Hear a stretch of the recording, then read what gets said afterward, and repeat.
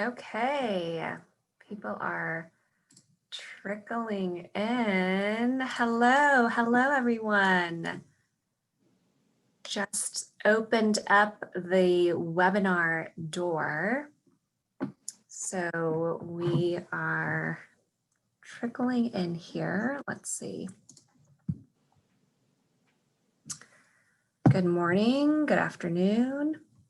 Thank you for joining us wherever you are joining us from, and for being here on time too. That's great. We are just going to give it a few more minutes before we get started here today. So glad you have chosen to be with us.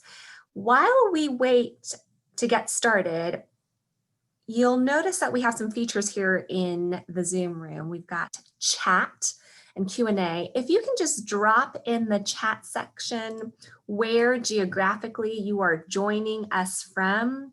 I am here in Pasadena, California, near Fuller's campus where I live, but we would love to know where you are joining us from. And if you know Jim, let us know how you know Jim as well. We'd love to hear from you.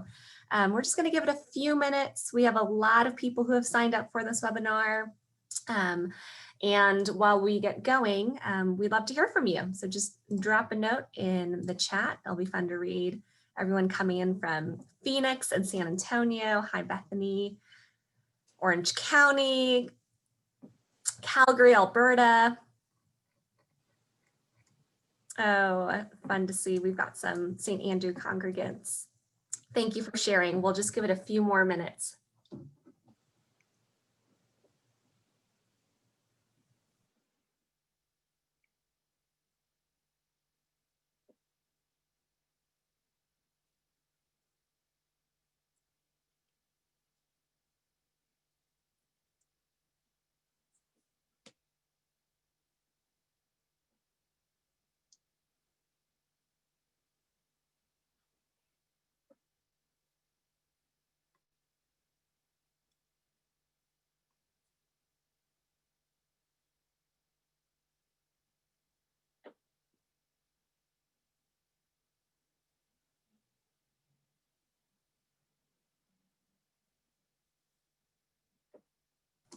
And if you're just joining us today, thanks for being here. We're going to get started in a minute.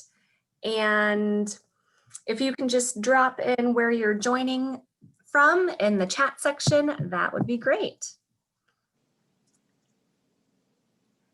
If you can set your chat to panelists and attendees, so everyone can see your chat, we can read it all together. We'll get started in just a moment here.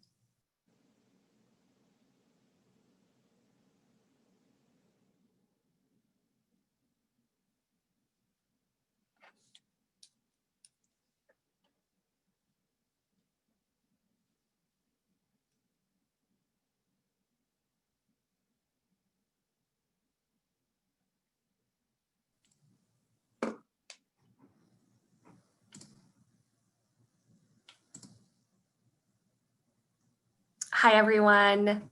Thanks for being with us today. My name is Angela Bay, Senior Director at the Church Leadership Initiative, part of the Pree Center at Fuller Theological Seminary. And we are just grateful that you've chosen to spend some time with us today. You are here because you have signed up for the webinar with Todd Bolsinger, Senior Director, that's me, Executive Director at the Church Leadership Initiative, and Jim Toole, Senior Pastor of St. Andrew's Presbyterian Church in Tucson, Arizona.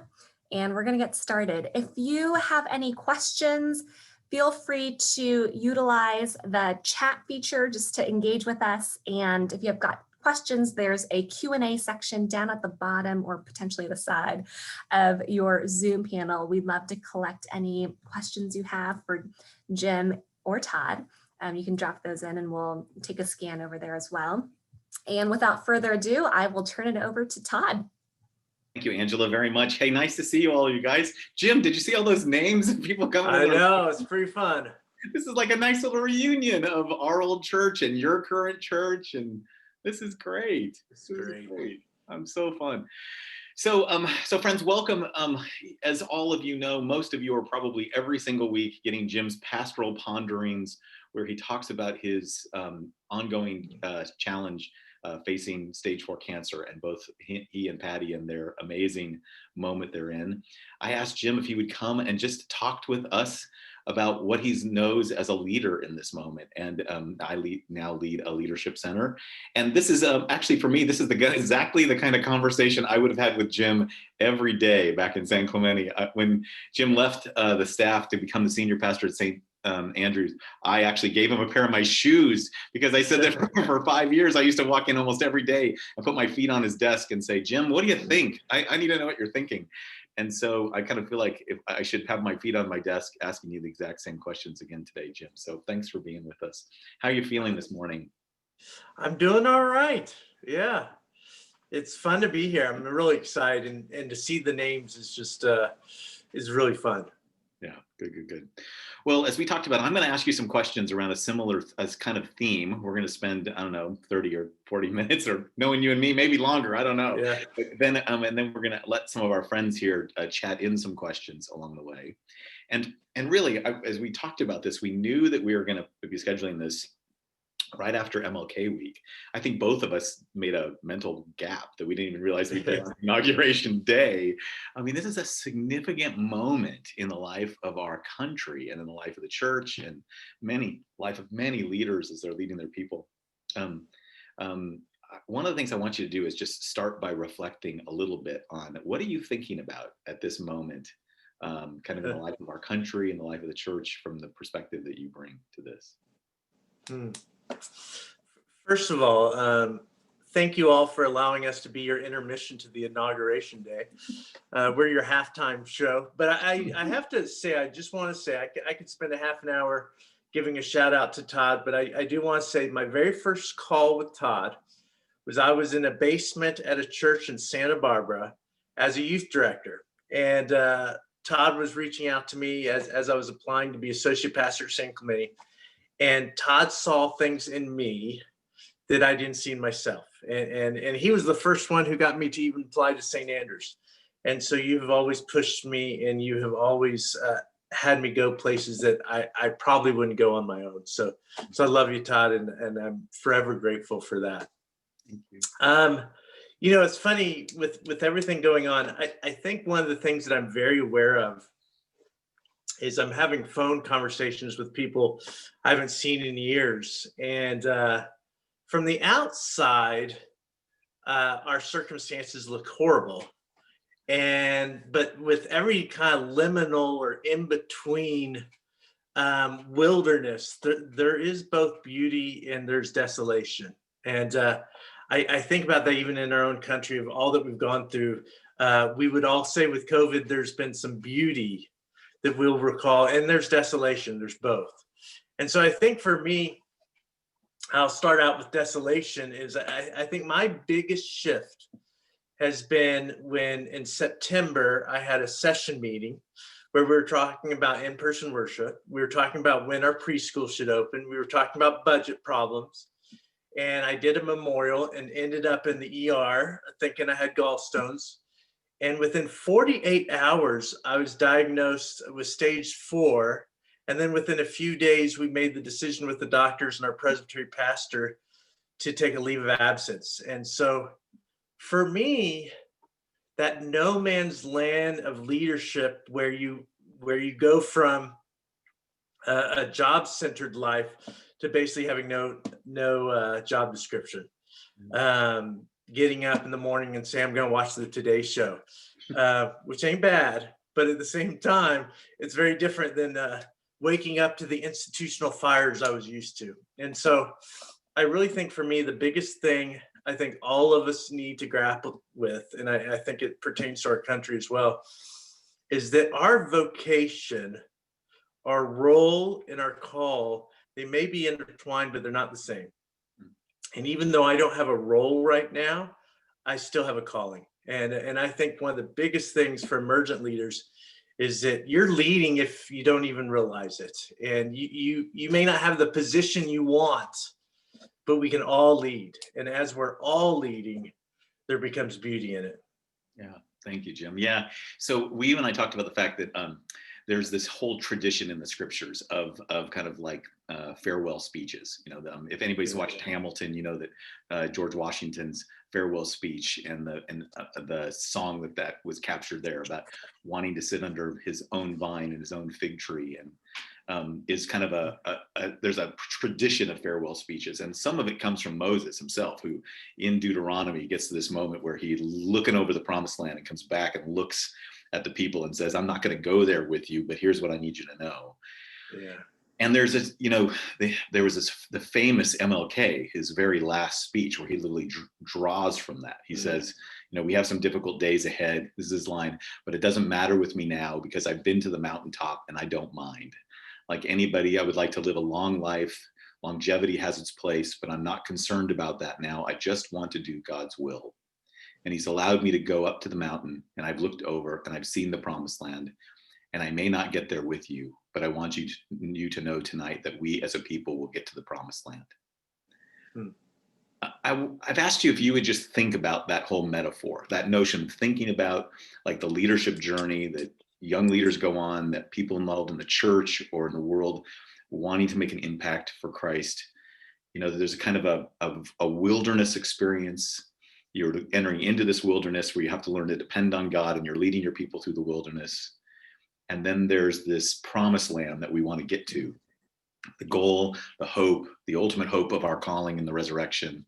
And then right in between, there's this liminal space that Moses and then MLK talk about as the mountaintop, where we're looking over it. We look back at the wilderness.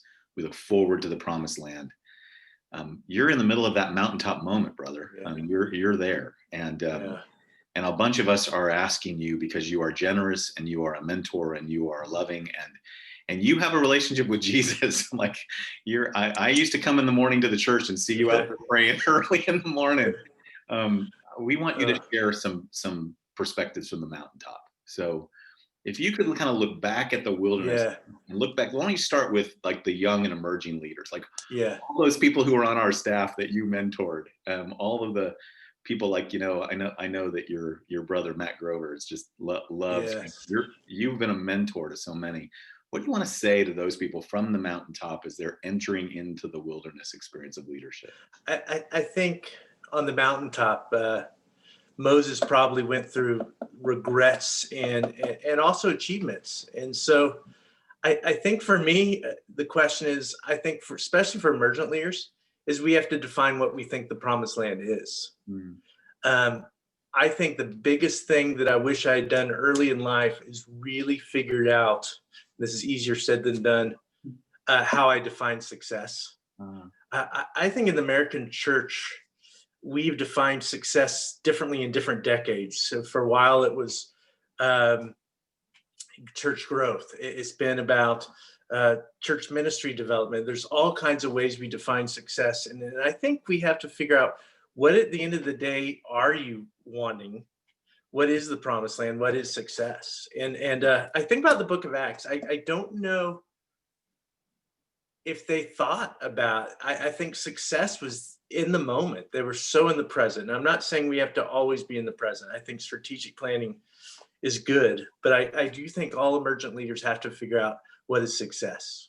And I also think emergent leaders have to figure out, back to this positional leader, part about being an emergent leader is you're in a position where you're leading, but you're not in the positional leadership that you want to eventually be in. And how do you live into that calling, even if you don't have it in your job description? And I think that's huge. I think sometimes we can spend our whole career trying to get to the point of leadership. Then I can lead. But it is amazing to figure out, who am I now, even if I don't have it in my job description. That sense of and knowing, not making leadership about your role, but about the way you show up, the influence you have, the way you function, the way in which you speak into people's lives. That's important. So, and for me, in the last couple of years, success has been literally defined by the season. Am I being faithful to the things that in this season that God is calling me to? And I think about, with COVID, I think all of us are saying, okay, in this season, what are we called to? And are we being faithful to that? And that's success, even if everything else is going wrong. The fact that you're being faithful to what you're called to do in that moment gives me reward, even if everything's, burning up around me. Yeah.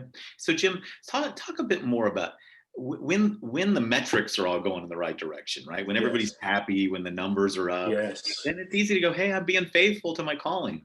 When the things are not going that way, how do you come to be able to understand and have a confidence that you are faithfully living out your calling? What do you need? What do you use to be able to have that assurance in those particular seasons, especially those disruptive seasons? I think we have to do a lot of soul searching of how we take in affirmation. It's funny. I've always learned that affirmation from the crowd is a good thing, but that's not what feeds me. To be honest with you, and in our relationship, affirmation from my boss actually is important to me. I think we all have to discover what is it that we feel successful. We need to get it to the point where the whole world may be against you, but if you feel affirmed by God, and if you feel like you were faithful to what you're doing, then there's this sense that all can be going bad, but there's this sense that, hey, I'm being faithful to what I am, even when you don't have it right, and when you failed, because that's the reality. Sometimes it's going wrong because of you as the leader, and I think we have to own that at sometimes. So so there's this notion about being faithful even in our failures. The failures are a way we learn and grow. And what does it mean to show up and be faithful when we might have failed or done something wrong? Yeah. And a lot of you know, if you've been watching my videos, I think one of my gifts, I've never seen myself as an academic preacher, but is authenticity and vulnerability. And I really do believe it is amazing that the more vulnerable and authentic we are, the more people will be gracious with us. And when all is going wrong, when we can admit, hey, I don't know the answer and I need your help. That's at a sweet spot as a leader, when you can get to that place with your staff or your board, whatever organization you work for, and you can say, we need to figure out the future. What is it? And I really believe with COVID, I hope leaders are doing that. I think I caught myself early on trying to solve it rather than saying, what is God wanting us to do through this? We immediately go to brainstorming when the reality is we need to ask the question with others. Okay, we don't know what we're doing. We have no idea what the world's going to be like in September, but we have to ask the question. Yeah. I think about this. So as you think about like talking to your peers, talking to people like me and others who are in the middle of the wilderness, we've been slogging for a while and it just got harder. And one of the things that I appreciate about you is you are good at celebrating. I have this memory that I often talk about when I speak about coming out of a VBS week or something where the team did great. And I walked into the staff meeting and said, you guys all did great. So let's plan the fall. And I remember you saying, Todd, could we take 5 minutes to celebrate? Can we just go like, woohoo? And before we start on the next thing, right? There's a part of me that has always wanted to tackle the next thing. So what do you think what would you want to say to those of us who are in the middle of it? And maybe you could start just by the whole notion of celebrating. And that's a great, I hadn't even thought of that, but this idea of celebrating the victories, I really do think, I think every season, it's a little bit like our situation is, from the outside looks horrible, but part of what makes us survive but try to thrive in this crisis is to celebrate the moments. And there are moments, and if we don't celebrate those, we miss them. And I think, first of all, for all those who are kind of senior leaders, and you made it through 2020, you deserve a medal just in that. I really do think gets to my regrets and I think this is for all leaders, is one of the things I regret, and I think all of us probably will identify with this, is there have been several vacations I went on as a family, really good vacations in tropical places, that I wasn't emotionally there because I had given too much emotional energy to a church crisis. And I missed a few vacations along the way because I was emotionally in the crisis. And I don't even remember what they are anymore, but I remember missing it. And I do think I think crises are real, but I do look back and I go, oh man, I gave that way too much emotional energy of my life and I can't get that back. So I do think how we identify with emotional crises and crisis in the church. I think the other thing that I would say, not a regret, but one of the things that I do kind of feel good about myself with is this idea of a flattened hierarchy. Is the more and more we can give it away, and I think Growing Young, Fuller's book, and the team there with the whole idea of giving the keys away are so important. And I think about Pastor Matt, who's my associate. He's been ordained about 5 years now, and early on, I started using the language, I'm one of the pastors here at St. Andrews. And as I tried to flatten the hierarchy, even though I got paid more, even though there is a hierarchy and I had a level of authority he didn't, when I had to step aside, he was able to step in because of that flattened hierarchy, that idea of really seeing it as a we, as a staff and leadership. Yeah. When I think about Moses preparing Joshua, that didn't happen in the last 10 minutes. That was probably a long relationship and an important one.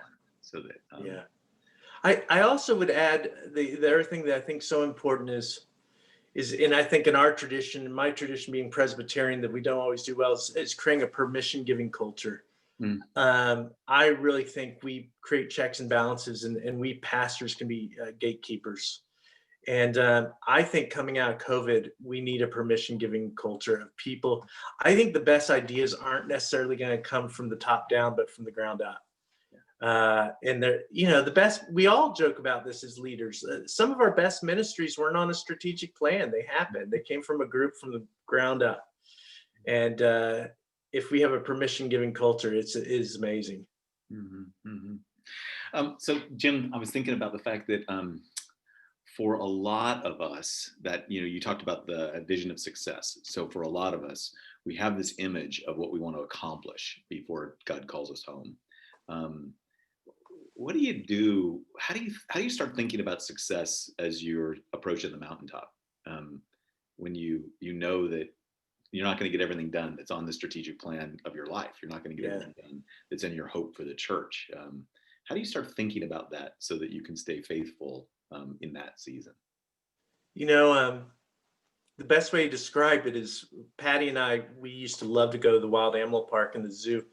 And we would go when the kids were younger, and I'd get the map out and I'd create the strategy for approaching the zoo.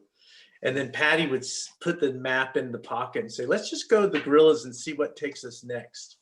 And I really do believe early in my ministry, I was a strategic planner. And now I've really been kind of an unfolder, let it unfold and create the soil and the environment. And so to be honest with you, I'm not a guy who really had planned out my retirement. I really wanted things to unfold, and what's unfolding might even be death. And I don't know that yet, but right now it's a crisis. But that's part of the adventure of unfolding, is that it doesn't run any other expectation, because this is the adventure that I'm on right now. And again, I feel like I'm on these calls with people trying to talk them down the cliff going, we're not sitting here in woe. It's hard, we grieve, but there is beauty in it. And so what I love think for me, that's a lot to do with it. Yeah, what I love about Patty's statement is it's not that we just stand here and wait for a whole plan to unfold or have it perfect. It's you go and do the next thing. Yes. Enjoy that, and then figure out what unfolds. What's the next thing? Like I spend a lot of my time these days helping people. I mean, our entire work is about navigating change. And one of the things we got to tell to people is, back in the 90s, they used to say a lot of, hey, be like Wayne Gretzky, the hockey player, skate to where the puck is going. Well, now we got 4 pucks. They're all going in different directions. Yeah. right. So there, you can't predict the future. I mean, like one of the things I'm really aware of is trying to lead by predicting, by trying to have a perfect vision. Doesn't work. But in the tech world, they often use the idea of prototyping. small, modest experiments. Take small, faithful steps. Yeah. Can you talk about a couple of things that you did that unfolded in ways that you wouldn't have expected? Small things that you tried and that you learned from? So it's amazing you bring that up, because I think that's kind of how I define success for myself now. Is I feel like always asking, what is the next step? And am I being faithful to the next step? And I think that's the key to wilderness, is saying, what am I called to do at this moment? It's funny. Our church at St. Andrews about 8 years ago, we wanted to do what like other churches, like create a dream center or a coffee house. And we had a committee meeting, and we were going to create another thing. And after we interviewed a lot of people in the city, we realized that there were so many good nonprofits in town. We didn't need another thing. They just needed people. Mm-hmm. And so that was a huge shift for our church, where we end up becoming a reinforcement for all these nonprofits that were already there. Mm. And it was a huge shift. It wasn't that we were, and a lot of people don't even know we're key players to some of these organizations, but it is amazing how many things that virally birthed that we were a part of, that was the next thing, that just really started with us saying, okay, we're going to go outward and not inward, and not just create another institutional arm, but partnership. And so partnership became a pretty household word in our church. And I think that's for us. I want to take this step about partnership another step. I have one of my other memories of you was when I had gotten the Lilly grant to have a sabbatical, and we were planning on sabbatical, and you were going to be the acting head of staff. And then your beloved Patty got cancer, and that ran all of us. Yeah. I remember what it was like. I still get choked up thinking about what it was like for us. As we were young, and Patty had just gotten ordained, and I remember sitting in my dining room with a group of elders, and you and me, and you saying, I just trust God, and I think Todd should go on his sabbatical, and I think I can handle this. But if you guys all think it's different, I trust you too. Yeah. And I remember that sense of your ability to be both confident and open. We ended up actually putting off the sabbatical for a year, I think. And and you ended up, Patty did great, and that was amazing. And you ended up, leading the team. But I just remember that openness, both that conviction that you were ready to serve, but your openness to the wisdom of the elders. I've come back to that story so many times in my own life. When partnership is more than just rolling up your sleeves, it's also about the act of discernment, right? Yeah. Yeah. And I have to say, everyone listening, Todd gave up his sabbatical, which, it's not an easy thing to do if you've planned a sabbatical of all the preparations, and to give that up last minute for a year was huge. And it was a gift to us. I agree with everything you're saying, that this idea of, I think it's what helped me become a Presbyterian is I really do like collective leadership. I get nervous when it's all on me. And so I do love just the beauty of the team. And I think I try to lead that way with staff and elders. And I think it's so important. Yeah. I don't know what I'm doing, but you guys do collectively. So let's figure out. And we've done a lot of that with the COVID, because, there was decisions made that I didn't agree with, but the collective wisdom won out, and it should have. And it was the right thing in retrospect. Yeah. So when you talk about this, like navigating and unfolding and being faithful one step at a time, what would you say to people who are really weary right now? 2020 was hard. I spend more of my time talking about leadership exhaustion with people than ever.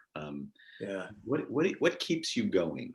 And right now we planned this week because last week was your big chemotherapy week, right? Yeah. So you're living it real time, brother. So what keeps you going?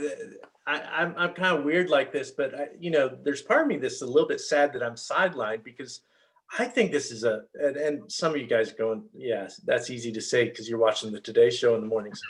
But the reality is, I think it's an exciting time. I think it can be an exciting time, because I really believe there's something on the other side of COVID with the church, and I think it's going to be contextualized with different churches.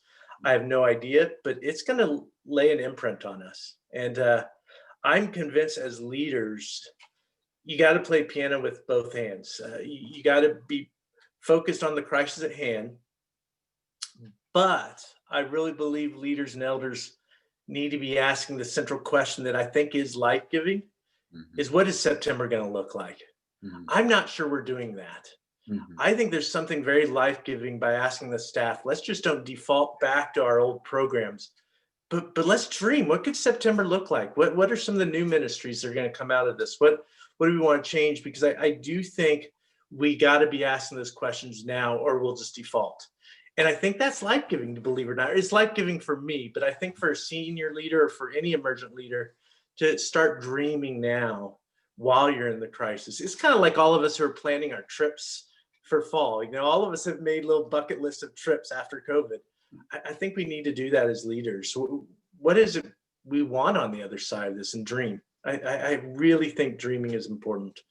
But I don't want to diminish how hard this is. This is a hard season. Yeah. And it's been incredibly hard. Well, you're very good at holding both the, the consolations of the dreaming and the desolations of the moment. I mean, that's part of, and that's actually what we see like in the biblical notion of lament, right? It is owning the reality of the brutal facts of the moment without losing hope, because ultimately we turn our attention to God. So then let me just ask the tender question. You're a dreamer, and all of a sudden you find yourself in this whole different potential time frame. You've talked really candidly on your pastoral podcast about the fact that, God is going to be faithful to you, but your promised land might be the resurrection and not healing. How do you dream? How do you help other people dream in a moment like this? Yeah, that's hard for a dreamer. It's hard to even envision what life is going to be 6 months from now versus next year. And so I think for me, there is a shift, because I think one of the things, the weakness of dreamers is we don't live in the moment. And so I think I'm swinging that right now and living in the moment. I'm trying to get every sunrise I can, trying to get every sunset I can, trying to really appreciate my children as much as I can.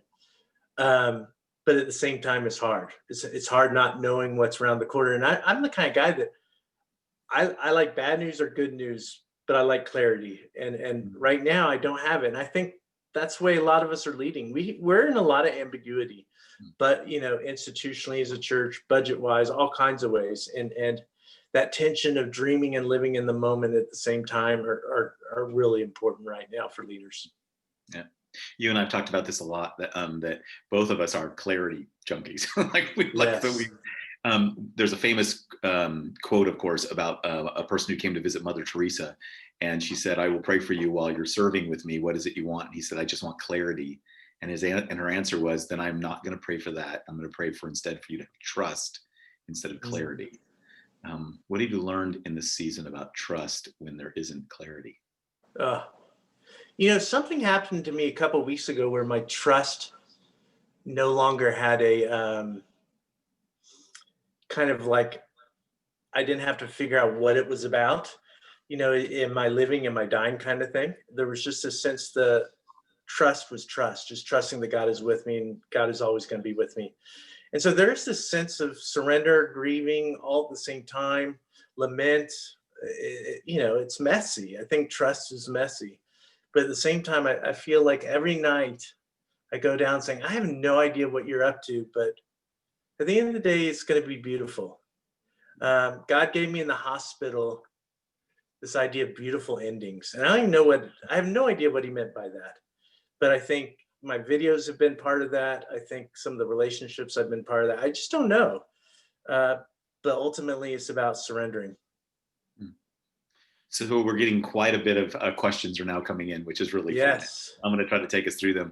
And so I'll try to get as many as you can. If the rest of you, you could use the Q&A section. It's actually easier for me, but or just chat into panelists, and I'll make sure that I ask Jim the questions. And I'm going to start with the ones that I think are the hardest, Jim. Oh, great. So one of the questions that was asked by somebody was, how has your experience of suffering changed or developed the way you lead? That's from Marcus Watson, who does a podcast with leaders all the time. So Yeah. he wants to hear from you. How's your experience of suffering changed or developed the way you lead?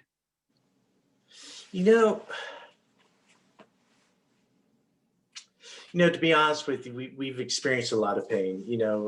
Patty's first journey, our kids were in preschool and kindergarten. There's been ongoing, even though I'm battling cancer, we've experienced a lot of pain. And I think, to be honest with you, it humbles me. Mm-hmm. I just start to learn why I need the church. It makes me in love with the church more and more, because I think about how San Clemente redid our house when we were in Hawaii. And I think about how St. Andrews is just coming beside us, and how they sang to us at Christmas and came with a candlelight to our home. I think it makes me believe in the community and humble that I can't lead alone, and I need people. So it's pain is humbling, but it also shows me just the tremendous power of Christian community. Wow. I'm in these cancer centers, and I see people who are basically picked up by folks in a taxi, and I'm being picked up by someone who's usually a church member, and I feel for those folks who are doing this alone. I love that connection, that pain humbles us, but it also reminds us of the beauty of community. I mean, there's something very powerful. You can almost see the purposefulness of God allowing us to go through suffering. When I think about the laments were not private prayers. They were private prayers that became the prayers of the people. They end up becoming the corporate prayer. So when we say laments, some of the times we're saying laments with people who are, who it's not our pain, but we're joining with them in theirs. We're weeping with those who weep, right? There's a corporate experience of that. Yeah. Another one of our friends, Michelle Lewis, who does a lot of mentoring of leaders. She's a professor of leadership and does a lot of doctoral leadership. She wants to know about your principles for leadership development. I'd actually kind of like to know this. When I think about all the people that you have invested a lot of life in, what would you say are your basic principles for leadership development in younger So people? I got to tell Todd's story, because this is where we differ on leadership, but I love it. Is Todd loves to ski, and there was a couple years where he was in this deal where he would want to drive up. We were younger then, all night, ski, spend the night, ski all day, and then drive all night back to Mammoth. And I remember skiing with you all day once, and we're in the hotel room, and we've had a wonderful day, and you are watching a video on techniques how to better ski moguls. And I remember saying that, and I've used that analogy a little bit, is you're a lifelong learner, and you've always been what I call a directional leader, where you coach, and when I give a bad sermon, you let me know, you teach. And I always wish I was that. I'm not very good at, so my leadership development style isn't directional. I think for some people, they're just gifted teachers, and you're one of those. You taught us. So mine is definitely, I think my leadership style is actually the dad with the 16-year-old who's learning to drive for the first time. I put him in the car and I sit with him. And I think, it started with Matt Grover, our associate pastor. Last year I gave him a series to do. Slowly along, little did he know, now he has the pulpit every week. So I think part of my leadership development really is letting them drive and sitting with them in it. And I always wished I was a little bit more strategic on how I develop people, because I think some people wish that more from me, like, teach me all your wisdom. And I was much more of a Yoda, which was kind of my nickname at San Clemente. I modeled it more than was direct with it. So I have to say mine is very much an organic approach, which at times have haunted me, but has also worked for me. Yeah, indeed. And is deeply appreciated. You are an accompanying person. I mean, you really are, which is, I think it's one of the reasons why you didn't need a position to lead. I mean, Always did. I mean, one of the stories I often tell about you is that we were in a crisis in our presbytery, and I was called to a meeting with all the senior pastors in the area. And halfway through the meeting, I thought, I can't believe Jim's not here. This Jim, I can't believe Jim's not here. He wasn't invited because he's not a senior pastor. This is silly. And because I knew I wanted to talk to you about it. And I came home that day, and I went back in your office and put my feet on your desk, and I said, you could stay with me as an associate forever. I love that we work together, but I got a hunch that God wants you to go lead a church. You're as capable and ready to go. And that was the conversation that started it all, because it was literally probably within weeks that I ended up having this dinner at Jim Ritchie's and meeting John and April Ritchie, and they told me about St. Andrew's position. So yeah, it's amazing. And I think part of it is it for you that accompanying is part of what it means to lead. Like leadership is not in front. It is side by side. It is walking with. It is gently coaching. I mean, I know you did a lot of correcting at times. Yeah. And also, it is amazing. I've noticed. Oh gosh, do I dare say this? I think I think directional leadership at times is hard for folks, and so you have to measure how much people can actually take of critique and such, and how do you actually do that and actually supervise different people different ways, not with one cookie cutter approach. Yeah. One of the questions that was asked is someone's asking, okay, think about this whole, you've talked about dreaming in September and getting through the pandemic. What would you like to see the church let go of? And what would you say, like, the church, do more of after the pandemic's over? What if, now that you've had a chance to both be in it and kind of above it or beyond it, what kind of, speak to a bunch of us who in September are going to be leading, or September or maybe January or whatever, are going to be leading different kinds of ministries. What do you think the church needs to let go of? So when I came to St. Andrews, had just finished my kind of D-Min, and I was, really, I had bought the Kool-Aid of the missional movement, and still love the philosophy of going outward. Then I get to Tucson in about year 4. I realized that the missional movement's becoming what's happening, the city movements around the country, where you're starting to see churches collectively together do missional work rather than churches on their own. And so I really do believe that Tucson has been a wonderful, wonderful hub of colleagues who really are realizing it's going to take multiple churches to take on poverty. It's going to take multiple churches to take on different issues. And so I really do think COVID's allowed some of that need, because I think budgets are going to be different, resources are going to be different. And I think we're going to start seeing a collective nature of churches solving city problems rather than one church be the solution.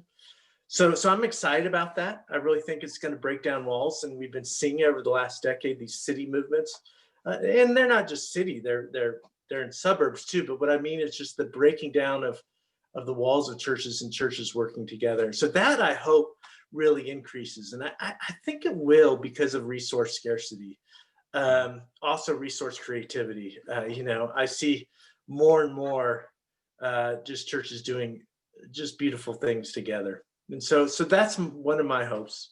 I also just think we have to ask the question, what is the anchor of our churches if Sunday worship has taken a back seat? And I don't know the answer to that, but I'm excited about the question. I have people who don't attend worship very often, but they still feel part of the community. And so I think the community itself, I don't know the answer to that, but it's a pretty exciting question. If a church attendance isn't the anchor, what is to define that we're part of the community? And I don't know the answer, but man, that's an exciting thing to explore. Yeah, it's amazing if you could imagine disrupting the central practice of churches, right? And even right down to the fact that in the last 20 years, it's become the central metric of churches, worship attendance. Yes. And say, okay, and like it happened like in one weekend. Like I remember Friday the 13th, March 13th, like I came back from speaking in Sioux Falls, South Dakota. By the time I got to Los Angeles, we were shutting everything down. And by that Sunday, every church I knew was closed. you will. The worship services were no longer in their facilities. And I can remember talking to people who said stuff like, well, as long as we don't have to cancel Easter, which, made us all think that Easter was dependent upon whether or not we could have like lilies in a choir and a band and stuff, right? But we start realizing, okay, for many of us, some of us, it's been open and closed. Some of us, it's been closed the whole time. Some of us, the notion that if you took away that central practice, then what is the church? Yeah. And it began, talk about a massive disruption and a massive opportunity. Yeah. Like, I mean, it is. Well, one of the observations I made, and I may be totally wrong on this, is, being Presbyterian, I'm around people who say, we got a really neat church. We're not cool at all. We're multi-age, we're old, we have potlucks, we have jello molds. And it seems like the churches that are churchy, that we've tried so hard, like at the conferences, we go, oh, that's a churchy pastor. I'll go to the cool pastor. They seem to be surviving the financially and surviving this, and they're sticking together because they're stickier. And it's that whole sticky church. But this idea of the more kind of that funkiness of, we care each other, we love each other, we have traditions, is amazing. And then I see some of my colleagues who are in some of these newer churches and doing it purely online. It's kind of scary for them because they don't have the glue that some of these churchier churches have. So if you're a churchier church pastor, there's a place, and we're seeing that in COVID. So once somebody asked you about how in the middle of this kind of churchiness, you see the role of small groups and coming out of the season. Yeah, I've loved, we haven't necessarily pulled this off at St. Andrews, but I love these churches who are, we tried it, but creating like quarantines of church. I really do think there could be a place where people are in people's home watching worship online, and that could be just as powerful over a meal. I really do think this idea of watching church services together could be a very interesting model that a lot of people promoted early on. Now it's gotten a little bit tougher because COVID's more intense, but I really do believe it's going to be huge. The problem with small groups that I know I struggle with is people want it, people say they need it, but won't necessarily schedule their time for it. When it used to be a silver bullet, you could just open it up and people would come. I still have so many people who want to be part of a community, but it's so hard to get them to the table to get it done. Yeah. It's really, there is a kind of resetting of the importance of relationships. Like here you are pastoring a whole bunch of people, including a bunch of folks who showed up today, because you have a relationship with them. It's no longer about your role or your title. Yeah. You are important to people because of history. I mean, yes, we serve next to each other, but I watched your kids grow up and got to be with them. There's this depth of relationship that we've got to keep figuring out how to make like really the critical issue of what the church is about. One person put it this way, said, in the future, we're going to probably shake hands less and hug more. Right? We're going to be more aware that kind of business work can be done at a little bit of a distance, but we are going to hunger to be close to the people we're close to. We kind of want our churches. I mean, I'm going to end up watching this afterwards because I can't really see who's all here, but I saw it initially. But, I was thinking about this going into this. I may probably be sidelined. I don't, living is one thing, but I don't know if I'll be working in a formal role. I pray that I am, but I don't know. But my greatest success is the people on this Zoom call. I'll look at these names later and go, I could die today and feel good about myself because I feel like this is what it's about. Not all that I did, but all the people that have poured into my life and vice versa. Mm-hmm. So, Jim, I want to give you a way to kind of cross over between your pastoral ponderings and this kind of leadership lesson. Yes. You've been in kind of this genuinely liminal space. I have felt like you've had these moments where God is giving you glimpses of the promised land that is not about the success of a church or the accomplishments of a strategic plan, but really the hope of our calling. And, the Puritans used to say that all pastoral care was doing nothing but preparing people for a good death. I mean, that's it's not a phrase we use anymore. But there's something about being aware and praying about and having God show you pictures of what our ultimate hope is that can change the way you look back from the mountain to the rest of us. What would you want us to know? What would you want us to hear? And I'm going to take this metaphor quite literally. To me, the promised land really is, I do have a deep sense, and I don't say this tritely, of the kingdom to come. I love beauty, and Todd, you and I, share the same admiration for the wilderness. And I really believe beauty and glory and the power of God all are all wrapped together. And I believe as we head towards wholeness in the church, and as I head towards, who knows, living for a few more years or living for a few more months, I'm going to get to experience that glory. And it's going to be beautiful. And it's going to be powerful. And I have this image, and I've shared this over and over, of Patty and I going down Yellowstone. And I've never tubed Yellowstone, but there's just some beauty of seeing the beauty just magnified. And I really believe walking into the glory of God is something to be excited about. And I do think that sometimes I really wish we did have some theologians, some younger theologians who did some more work on the kingdom to come. I think sometimes I give one sermon to that every other year versus really give people hope, because there is something beautiful about where we're heading. And I don't just say that. I really don't. This is someone who wrestles with it, on an ongoing basis.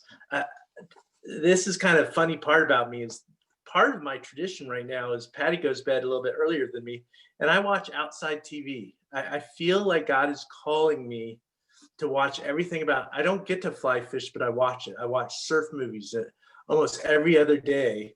And I'm watching wilderness movies because it is that bridge to me to what is the kingdom to come, because I see the outdoors and go, I'm going to go to the ultimate consummation of glory. Maybe sooner, maybe later, but it's around the corner. So Dr. King said, longevity has its place, but I'm not concerned about that now. I just want to do God's will.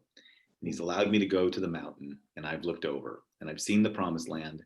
I may not get there with you, but I want you to know tonight that we as a people will get to the promised land. And I'm happy tonight. I'm not worried about anything. I'm not fearing any man. Mine eyes have seen the glory of the coming of the Lord. Amen. I don't want to say be too connected with MLK, because MLK is in a whole different category, but those words mean everything to me. Mm. I get them. Yeah. This has been rich, brother. I can't believe it's so consistent with all of us who know you. This is not a surprise. This is really who you are and what you've been to us and what it's meant to us. And it's really a gift. I really appreciate it. Well, I'm thankful that you brought it up. And you are not only a friend, you have really been a big part of shaping me. So I love it. Yeah. I love everyone watching too. So appreciative. We just wanted to do a small thing. So we wrote to all these folks who signed up for this, including the folks who are going to get this later. And we asked them if they would want to participate in a small GoFundMe for you guys, just so that we could give you a love gift. And Angela, do you mind just kind of sharing your screen about it so that we can let people know about the GoFundMe that we've done? Oh, wow. Thank you. You have to unmute. There you go. Sorry, can you? Yep, there you go. Yep. Jim, we pulled a picture from your Facebook, if you don't mind. No. GoFundMe for your family, and hopefully it's an easy link. It's just gofundme.com/F. They added the F. I'd like to believe it's for family. So if you just click on the link, I know that those of you joining us on this webinar right now, I know that you can't actually click at this moment, but we'll be sending this link out to everyone who has joined the webinar with the email address that you used when you registered. But clicking on, oh, it's so good to see both of you. Clicking on this link will just take you to the GoFundMe page that is set up for Jim and his family. It's really easy to use, and we'll be getting you more details here. So- This page. Yeah. So just putting out an email to these friends, just saying, look, we're going to do this. We're going to put it out. We haven't even done it public. We've already got, your friends have already got $3,500 they're sending your way. GoFundMe is going to handle it. Oh my That gosh. means a lot. We don't know if that's just going to go to take care of those goats. We're not sure. Yeah. We can do You a whole have a other lot of hour. expenses. I want to do a whole, I could do a whole nother hour on how my surfer buddy ended up with a goat farm, but Yes. but we really do want you to know. And Patty, it's nice to see you. Immediately you. the chat exploded with excitement about seeing your face. We really do love you guys. Oh, thank you. Yeah. Wow, we're touched. This means so much to us. Thank you. Yeah, you're very welcome. I want to close by praying and then have a chance just to say goodbye today. For those of you who signed up for this, I mean, those who've been on this, thank you for taking the time for chatting in the questions and for being part of this information. This will be posted. We're going to give a copy to Jim and to Patty also so that they can, I know that the pastoral ponderings go up on the St. Andrew's board. So Jim, you get complete freedom to do with this whatever you'd like. And we're going to also send it to people who have signed up. We want your friends to hear from you and to be able to learn the way we did today. So thank you both for the time today. Thank you. So, all right, I'm going to pray for you both. Okay. So, Okay. dear God, thank you for Jim and Patty, for Jake and Connor, for their life, for their love for each other, for this moment they're in, for their generosity of soul. They are magnanimous. They are great-souled people, and they have touched us, and we love them.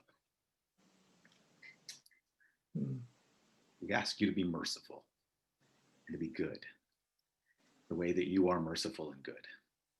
We ask you to be powerful in their life, the way we've seen your power in Patty's life for years. We ask you to extend the days that the locusts have taken, and we ask you, when the time is right, to welcome them into your kingdom with complete, everlasting joy.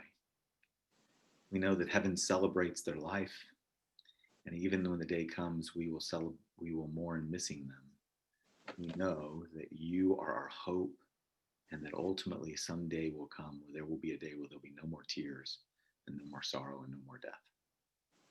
Until then, for every day we have, for every moment we take, for every step we take, for every plan that needs to unfold, may we be faithful to you, we pray. In the name of Christ, amen. Amen. Bless you both. Thank you all for being on. Thank you. Yeah. This is so powerful. All right. Goodbye, friends. Thank you. Take care. Okay. Thanks, Todd. This means a lot. You bet.